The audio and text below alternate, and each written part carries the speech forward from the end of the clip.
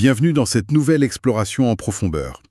Nous sommes le samedi 21 février 2026 et le menu sportif de ce week-end offre une matière d'analyse franchement absolument vertigineuse. Vertigineux, c'est le mot, oui. La pile de documents qu'on a étudiés pour préparer cette session est pour le moins hétéroclite. C'est ça. On a des algorithmes de pronostics sportifs hyper pointus, on a épluché les calendriers officiels et franchement labyrinthiques de la Ligue 1 et de la Première Ligue, on a lu des analyses tactiques complètement disséquées sur des blogs de supporters et on a même trouvé un guide logistique très pragmatique de location de minibus Carrefour destiné aux fans de rugby préparant un road trip. Ouais, un grand écart total entre la data pure et la débrouille de supporters. Exactement.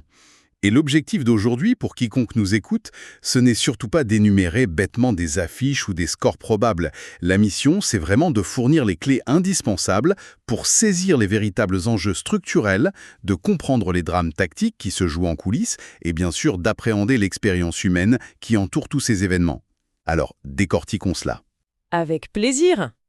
Comment est-ce qu'on peut trouver un fil conducteur entre, disons, l'ultra-professionnalisme d'une équipe de football jouant le titre européen et l'organisation artisanale d'un groupe d'amis louant un van pour traverser l'Europe ? En fait, c'est justement dans ce contraste saisissant que réside tout l'intérêt de nos sources du jour. Quand on prend un peu de recul sur toute cette masse d'informations, il y a une thématique centrale qui se dégage très clairement. C'est la tension permanente entre l'hyper-industrialisation du sport moderne et son humanité fondamentale. C'est-à-dire ? D'un côté, on a une machine d'1 milliard de dollars qui génère une pression littéralement écrasante. Des calendriers dictés par les droits télévisuels, des entraîneurs dont l'avenir se joue sur une simple modification tactique, tu vois le genre. Et de l'autre côté, on a l'essence même du sport communautaire. Ça, c'est illustré par ces supporters qui s'organisent de manière totalement indépendante, guidés uniquement par la passion et le besoin de lien social. C'est vraiment l'opposition entre un écosystème devenu une industrie lourde et la dimension purement émotionnelle de la base fanatique. Urgical. Pour resituer, le Racing Club de Lens est actuellement leader avec 52 points et affronte l'AS Monaco qui pointe à la 8e place. Juste derrière, le Paris Saint-Germain est en embuscade à 51 points et s'apprête à recevoir la lanterne rouge, le FC Metz. Une équipe de Metz qui, il faut le préciser quand même, n'a toujours pas remporté la moindre victoire depuis le début de l'année 2026. C'est terrible pour eux, oui. Donc le PSG doit absolument éviter le moindre faux pas face à une équipe désespérée s'ils veulent espérer reprendre le trône en cas de glissade lensoise. Et cette glissade lensoise, Monaco espère bien la provoquer. Mais, et c'est là que nos sources sont croustillantes, elles révèlent une profonde incertitude tactique sur le rocher. La presse sportive de samedi matin est en pleine contradiction. J'ai vu ça, oui. L'équipe contre Monaco matin. C'est ça. Le journal L'Équipe annonce un schéma assez classique en 4-2-3-1, avec Ansu Fati positionné en véritable numéro 10 pour orchestrer le jeu dans les demi-espaces. Mais de son côté, la presse régionale, avec Monaco Matin, affirme que le staff opterait plutôt pour une défense à 3 en intégrant Denis Zakaria dans l'axe de la défense à la place de Thilo Kehrer. Et pour le coup, c'est un changement de paradigme complet. Attends, changer toute une philosophie défensive, passer d'une ligne de 4 à une ligne de 3 avec un milieu de terrain redescendu en défense centrale, et ça, le matin même d'un match contre le leader du championnat. C'est pas la recette idéale pour un désastre total et un manque de repères catastrophique. Sur le papier, c'est un risque colossal. Mais en réalité, cela traduit parfaitement la terreur qu'inspire l'animation tactique de Lens. L'entraîneur lensois, Pierre Sage, a mis en place un 3-4-3 qui agit comme un véritable rouleau compresseur. C'est d'ailleurs la meilleure défense de Ligue 1, avec seulement 17 buts encaissés. Monaco sait pertinemment que jouer avec un numéro 10 créatif comme Fati pourrait exposer l'équipe aux transitions rapides des Lensois en cas de perte de balle. Donc le choix de Zakaria, ce serait pour colmater les brèches. Exactement. Reculer Zakaria, c'est faire le choix de la puissance physique pour casser les lignes de passe axiales de Lens dès la relance. Cette divergence dans les médias prouve qu'au sein même du club monégasque, la réflexion entre l'audace créative et le verrouillage physique a duré jusqu'à la toute dernière minute.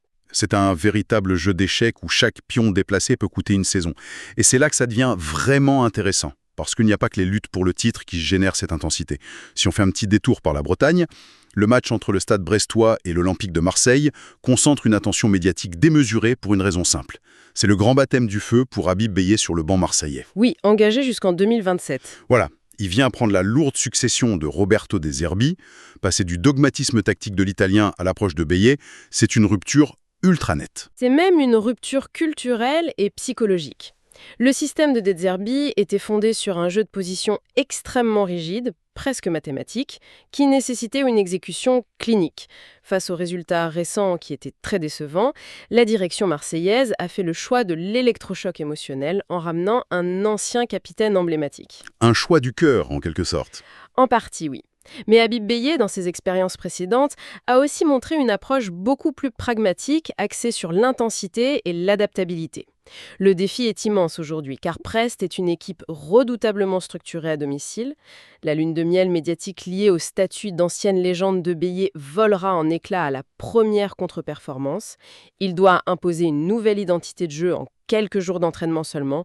C'est mission impossible ou presque. C'est l'aspect complètement impitoyable du football de très haut niveau. Mais au-delà des entraîneurs, il y a toute une infrastructure invisible qui tourne à plein régime. Les documents qu'on a sur les plannings du week-end mettent vraiment en lumière l'ancrage local et la complexité logistique des clubs. L'exemple du Toulouse FC est frappant. On a souvent tendance à résumer un club à ses 11 joueurs professionnels qui passent à la télé. Ce qui est une grosse erreur. Absolument. Or, ce samedi, l'équipe masculine première joue au Stadium contre le Paris FC en Ligue 1. Mais simultanément, les U19 féminines traversent le pays pour jouer au Puy-en-Velay. L'équipe de seconde ligue est en déplacement à Guingamp et la Nationale 3 évolue à Colomiers. C'est une véritable toile d'araignée logistique. C'est l'illustration parfaite de l'industrialisation dont vous parliez en introduction. Un club comme Toulouse aujourd'hui, ça fonctionne comme une énorme entreprise de transport et de logistique à flux tendu. Déployer 4 délégations sportives, professionnelles ou semi-professionnelles, aux 4 coins de la France le même jour, ça implique une gestion hyper pointue. On parle des staffs médicaux, des préparateurs physiques, des réservations hôtelières et des flottes de bus entières. Une vraie petite armée en mouvement. C'est ça.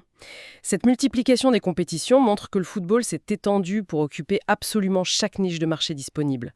Et ça nécessite des ressources humaines et financières colossales pour simplement maintenir le club à flot sur tous les fronts. Et cette pression logistique prend une toute autre ampleur lorsqu'on traverse la Manche pour observer le football anglais.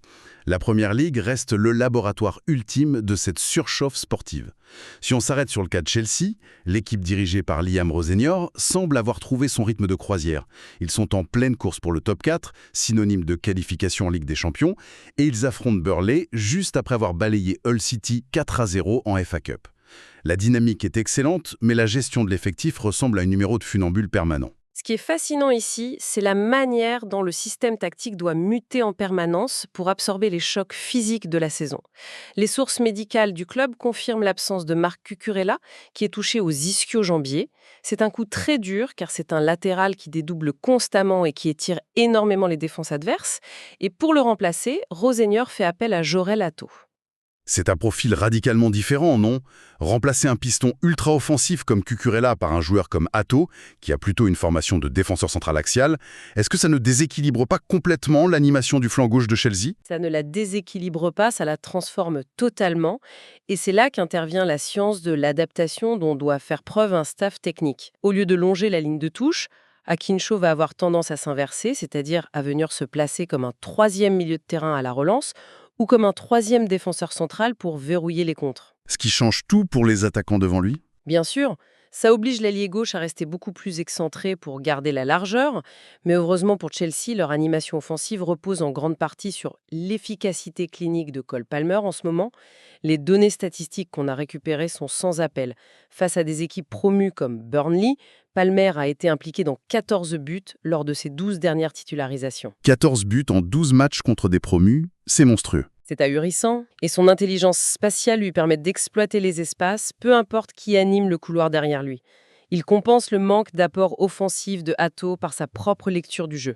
Une dépendance statistique assumée donc, mais qui masque parfois les véritables dysfonctionnements du championnat anglais. Car au-delà des blessures musculaires, les documents officiels de la Première Ligue dévoilent un calendrier devenu purement et simplement insensé. Un détail du planning de février et mars illustre cette dérive de façon flagrante. Le match très attendu entre Manchester City et Newcastle, prévu à l'origine le samedi après-midi, est conditionné par un potentiel barrage de Ligue des Champions. Oui, la fameuse règle d'ajustement télévisuel. C'est ça. Si l'une des deux équipes doit jouer à l'extérieur en Europe le mercredi précédent, le match de championnat sera automatiquement décalé à 20h00 le samedi. C'est une équation mathématique où le supporter n'est plus qu'une vulgaire variable d'ajustement. C'est clairement le triomphe des impératifs des diffuseurs télévisuels sur la logique sportive et humaine. Les instances tentent vaguement de protéger l'intégrité physiologique des joueurs en leur accordant, 5 heures de récupération supplémentaires, en passant d'un coup d'envoi de 15 heures à 20 heures. Mais d'un point de vue biomécanique, le bénéfice est marginal après un déplacement en Europe de l'Est le mercredi soir. Et pour les fans, c'est un cauchemar. Un cauchemar logistique absolu. Pour les milliers de supporters de Newcastle qui doivent traverser tout le pays en train, un match qui se termine à 22 heures à samedi soir à Manchester signifie très souvent l'impossibilité de rentrer chez soi le soir même. Ça crée une fracture de plus en plus grande entre l'industrie de la diffusion mondiale, qui dicte sa loi, et le public local qui remplit réellement les stades. Et pour mesurer l'impact de cette tension accumulée sur les acteurs eux-mêmes, il n'y a pas de meilleur thermomètre que le North London Derby ce week-end. Le contraste de forme entre Tottenham et Arsenal est presque cruel à analyser. D'un côté, on a des Spurs en perdition absolue. Aucune victoire lors de leurs 8 derniers matchs de championnat. 8 matchs losers. C'est une éternité en Première Ligue. Et plus révélateur encore sur leur naufrage défensif, ils n'ont réussi à garder leur cage inviolée qu'à une seule petite reprise cette saison. C'était lors de la toute première journée contre Brentford. Depuis, c'est portes ouvertes. Et face à eux se dresse un Arsenal dominateur, confortablement installé en tête de la Première Ligue. L'écart n'est pas que comptable, il semble profondément psychologique. Dans ce type de derby, la tactique passe très souvent au second plan derrière la gestion émotionnelle. Une série de 8 matchs sans victoire, ça engendre une perte de confiance généralisée qui se manifeste par des erreurs individuelles grossières sur le terrain. Le cerveau d'un athlète sous stress prolongé réagit tout simplement plus lentement. Arsenal a donc un avantage mental écrasant. Oui, Arsenal aborde la rencontre avec les certitudes d'une mécanique bien huilée. Mais attention, il porte aussi le fardeau du favori absolu qui n'a pas le droit à la moindre erreur dans la course au titre. La question pour Tottenham est de savoir s'ils peuvent puiser dans l'irrationnel d'un derby historique pour surmonter une structure d'équipe actuellement défaillante. C'est le pouvoir de l'émotion contre la logique sportive. Le sport est effectivement le théâtre des émotions les plus intenses. Et l'Europe continentale ne manque pas de drame cette semaine. Dirigeons-nous vers la Liga espagnole. Le Real Madrid, actuel leader, se déplace sur le terrain rugueux d'Osasuna. Mais les gros titres de la semaine ont été complètement phagocytés par l'incident survenu lors de leur victoire en Ligue des Champions contre Benfica. L'affaire Vinicius et Otamendi pour... Exactement. Après avoir marqué un but exceptionnel, Vinicius Junior a célébré en dansant de manière très prolongée avec le drapeau de corner. Cette attitude a suscité une réaction, disons, épidermique du défenseur Nicolas Otamendi, qui est venu s'interposer en exhibant de manière très ostentatoire son tatouage commémorant la victoire de l'Argentine en Coupe du Monde. Et là, il est crucial de préciser pour notre auditoire que notre but n'est absolument pas de prendre parti. Les sources, qu'elles soient de droite ou de gauche, madrilènes ou autres, sont extrêmement polarisées. Nous rapportons simplement ces faits pour illustrer le climat actuel. Il est impératif d'analyser cet événement avec la plus stricte neutralité. Factuellement, cet épisode illustre surtout la charge nerveuse extrême qui pèse sur les compétitions européennes, où la moindre provocation se transforme immédiatement en incident diplomatique sportif. Chacun défend son camp. Cependant, d'un point de vue strictement stratégique, l'information cruciale concernant le Real Madrid se trouve ailleurs. L'entraîneur Álvaro Arbeloa a pris la décision de se passer de Kylian Mbappé pour le déplacement à Osasuna. C'est un choix fort. Se priver volontairement de son attaquant principal lors d'un déplacement à Pamplune, un stade réputé pour son atmosphère hostile et son bloc défensif très bas, ça ressemble à un pari très risqué de la part d'Arbeloa. C'est l'illustration parfaite de la gestion par la donnée. Les capteurs de performance indiquent très clairement que les risques de lésions musculaires graves grimpent en flèche lors du 3e match consécutif à haute intensité dans une fenêtre de seulement 8 jours. Arbeloa sait qu'Osasuna va imposer un défi physique énorme avec beaucoup de contacts. Donc il choisit de sacrifier le potentiel offensif pour préserver l'intégrité de son joueur. Il préfère carrément risquer un match nul avec une attaque remaniée plutôt que de perdre Mbappé pour 2 mois sur une déchirure musculaire. C'est une approche froide, mathématique et rationnelle imposée par le calendrier démentiel. Une rationalité et un luxe que la Juventus, en Italie, ne peut absolument plus s'offrir. L'analyse des résultats récents de la formation turinoise ressemble à un bulletin de santé très alarmant. Jugez plutôt. Une sortie de route brutale en Coppa Italia avec une défaite 3-0 contre l'Atalanta, suivie d'une humiliation retentissante en compétition européenne, 5-2 contre Galatasaray. Une vraie descente aux enfers. Et pour couronner le tout, en championnat, ils viennent de concéder un match nul 2-2 face à la Lazio au terme d'un match où ils ont expédié les statistiques, sont formels 34 tirs vers le but adverse, 34 tirs pour seulement 2 réalisations. Leur prochaine rencontre face à Com s'apparente à une opération de la dernière chance. Cette statistique de 34 tirs, c'est vraiment le symptôme clinique parfait d'une équipe en pleine crise de panique. Dans l'analyse moderne du football, notamment à travers ce qu'on appelle les expected balls ou buts attendus, on sait qu'une telle accumulation de frappes sans efficacité indique très généralement une sélection de tirs catastrophique. Ils tirent de n'importe où en fait. C'est ça. Les joueurs turinois, rongés par le doute, frappent de 30 mètres dans des angles impossibles en espérant un miracle, plutôt que de construire sereinement une occasion claire dans la surface. La perte de lucidité est totale. Si l'on relie cela à la situation globale, on retrouve des schémas de craquage similaires dans d'autres grands championnats en ce moment. Comme en Bundesliga par exemple, où le sprint est également lancé. Exactement. Prenez le Borussia Dortmund. Ils viennent d'aligner 6 victoires consécutives, mais au prix d'efforts monumentaux pour rester dans le sillage du Bayern Munich. Là, ils s'apprêtent à affronter un RB Leipzig redoutable dans son pressing haut, mais qui vient d'être freiné par un nul très éprouvant physiquement contre Wolfsburg. Partout en Europe, l'analyse approfondie des effectifs révèle la même pathologie de fond, un épuisement mental et physique généralisé. Le football des clubs est devenu une guerre d'usure sur de multiples fronts, où la survie dépend davantage de la capacité à gérer la fatigue qu'à proposer un jeu flamboyant. C'est un constat assez lourd sur l'état de l'industrie du football aujourd'hui.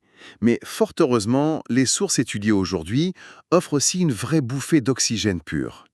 Quittons la pression oppressante des clubs de football pour nous plonger dans l'atmosphère unique du tournoi destination de rugby dont l'édition 2026 s'étend du 5 février au 14 mars. Le contraste dans l'approche même de l'événement est saisissant. Le rugby de haut niveau, c'est lui aussi beaucoup professionnalisé, bien sûr, mais la structure même du tournoi destination préserve une temporalité très différente. Il est d'ailleurs pertinent d'observer comment cette institution a su s'élargir de manière organique ces dernières années. Le tournoi ne se résume plus du tout au seul match masculin de février et mars, Il y a eu une vraie évolution. de développement aujourd'hui, avec le tournoi des moins de 20 ans qui sert de laboratoire à l'élite de demain. Et surtout l'explosion de popularité du tournoi féminin qui lui prendra ses quartiers un peu plus tard en avril et mai. C'est une extension du calendrier qui semble, pour le moment en tout cas, beaucoup plus saine et plus structurée que celle observée dans le football. Et cette dimension plus humaine, on la retrouve sublimée dans l'expérience vécue par les supporters eux-mêmes. Parmi tous les documents financiers et tactiques un peu froids qu'on a épluchés, le guide publié sur un blog de Carrefour Location sur l'organisation d'un déplacement pour les fans de rugby est une vraie pépite. On y détaille méticuleusement les avantages logistiques de louer un minibus de 9 places. L'argumentaire n'est pas basé sur la performance ou le rendement, mais vraiment sur la camaraderie. C'est un changement de ton radical. Totalement. On y parle du droit de traverser les frontières européennes sans supplément kilométrique, du partage du volant à tour de roule, des haltes festives dans les fameuses fan zones des villes hautes.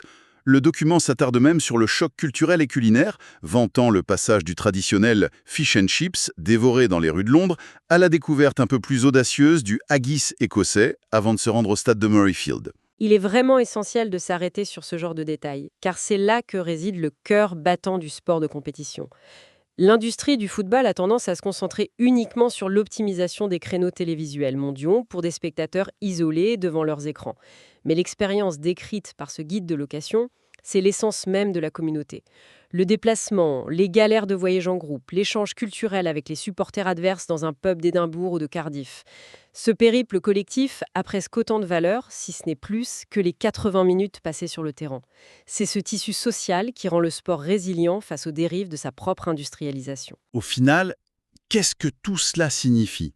En parcourant ces documents, de l'élaboration hyper complexe d'une défense à 3 par l'entraîneur de Monaco pour contrer Lens jusqu'à la décision purement médicale de laisser Kylian Mbappé au repos en Espagne, en passant bien sûr par ses supporters qui s'entassent joyeusement dans un vent en direction de l'Écosse, on comprend que le sport de très haut niveau repose sur une tension permanente. C'est une quête d'adaptation constante face à des calendriers démentiels, une épreuve d'endurance pour des organismes poussés au-delà de la raison, et heureusement, un terreau de passion inépuisable qui justifie l'engagement absolu des foules. L'analyse croisée de ces différents mondes amène inévitablement à une réflexion plus profonde sur la pérennité de ce modèle à long terme. Cela soulève une question importante. Jusqu'où la machine peut-elle accélérer avant de se briser net?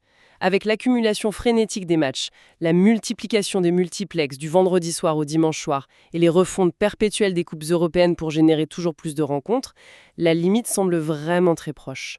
Ne sommes-nous pas en train de converger vers un point de rupture définitif? C'est le grand risque, effectivement. Un effondrement physiologique pour des athlètes dont on essore littéralement les capacités musculaires, couplé à un point de rupture financier et temporel pour des supporters locaux à qui l'on demande un investissement toujours plus grand pour suivre une cadence purement dictée par la télévision. L'industrie du sport navigue aujourd'hui sur une ligne de crête extrêmement fine. C'est une piste de réflexion qu'il va falloir garder en tête pour les saisons à venir. C'est une perspective passionnante qui donne une toute autre dimension aux rencontres qui vont se disputer dans les prochaines heures. Une véritable réflexion sur la frontière entre le spectacle sportif ultime et l'implosion d'un système à bout de souffle. L'observation de ce week-end permettra sans doute d'y voir plus clair, d'analyser ces dynamiques en temps réel, depuis les sommets de la Ligue 1 jusqu'aux pelouses du tournoi des 6 nations. Cette analyse approfondie s'achève ici. Chacun a désormais les clés en main pour décrypter au mieux les enjeux des jours à venir, avec, nous l'espérons, un œil nouveau sur les rouages invisibles de ces compétitions. À très vite pour une nouvelle exploration.